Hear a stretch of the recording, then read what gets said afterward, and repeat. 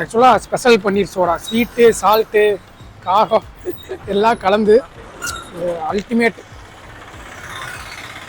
அது இந்த பாபு பிரியாணியில் நாங்கள் பிரியாணி சாப்பிட்ட பிறகு பக்கத்திலேயே இருந்த ஒரு கடை சத்யா டெய்ரி ஃபார்ம், அங்கே தான் இந்த பன்னீர் சோடா உங்களுக்கு கிடைக்கும். பாபு பிரியாணி அங்கேயும் பார்த்தீங்கன்னா பிரியாணி டேஸ்ட் நல்லா இருந்துச்சு. இந்த சோடா கடையிலையும் பன்னீர் சோடா டேஸ்ட் நல்லா இருந்துச்சு. ஸோ ட்ரை பண்ணி பாருங்கள். அவ்வளோதான், கருதும் இல்லை.